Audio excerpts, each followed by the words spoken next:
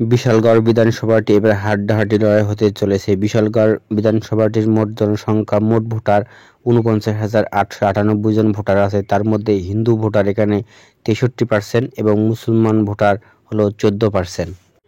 চ্যানেলটি সাবস্ক্রাইব এবং লাইক করে রাখবেন। বিশালগড় বিধানসভা ১৯৭২ সাল থেকে ২০২৩ সাল পর্যন্ত কোন দল কতবার জয়লাভ করে? এখানে বিজেপি একবার ২০২৩ সালের মতো জয়লাভ করছে এবং সিপিএম ৫ বার এবং কংগ্রেস হলো ৬ বার। কিন্তু বর্তমান সিপিএম এবং বিজেপির মধ্যে হাড্ডাহাড্ডি লড়াইয়ের সম্ভাবনাটি বেশি আছে।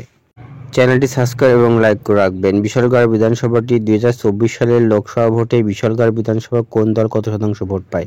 এখানে বিজেপি ৫২% ভোট পায়, সিপিএম এখানে ২২% ভোট পায়, কংগ্রেস এখানে ৭% ভোট পায়। চ্যানেলটি সাবস্ক্রাইব এবং লাইক করে রাখবেন। ২০২৪ সালে যে পঞ্চায়েত নির্বাচন হয়, এখানে বিশালগড় বিধানসভায় এই পঞ্চায়েত নির্বাচনে বিজেপি ৪৯% ভোট পায় এবং সিপিএম ২৩% ভোট পায়, কংগ্রেস ৯% ভোট পায়।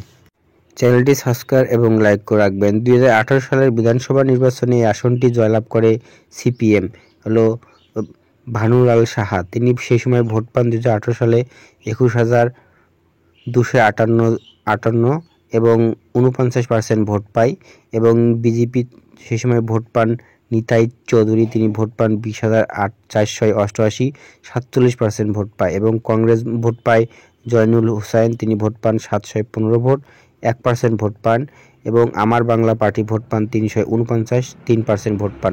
অর্থাৎ এখানে ২০১৮ সালে সিপিএম জয়লাভ করে ৭৬৬ ভোটে এই আসনটি জয়লাভ করে সিপিএম। চ্যানেলটি সাবস্ক্রাইব এবং লাইক করে রাখবেন। ২০২৩ সালে বিধানসভা নির্বাচনে এই আসনটি প্রথমবারের মতন বিজেপি জয়লাভ করে সুশান্ত দেব, তিনি ভোট পান ২২,৩১৪ ভোট, ৪৮.৫২% ভোট পান এবং ১.৮৪% ভোট বৃদ্ধি পায় এবং সিপিএম এখানে ভোট পায় ২০,৯৮৮ ভোট, ৪৫% ভোট পায় এবং টিএমপি পার্টি তারা ভোট পায় ১,৬০৬ ভোট, 3% ৩.৫% মতন ভোট পান এবং টিএমসি ভোট পান ৫৯৯ ভোট, ১.৩০%।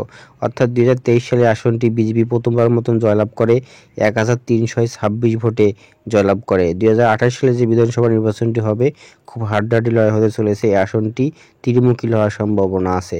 চ্যানেলটি ভালো লাগলে সাবস্ক্রাইব এবং লাইক করে রাখবেন। ধন্যবাদ।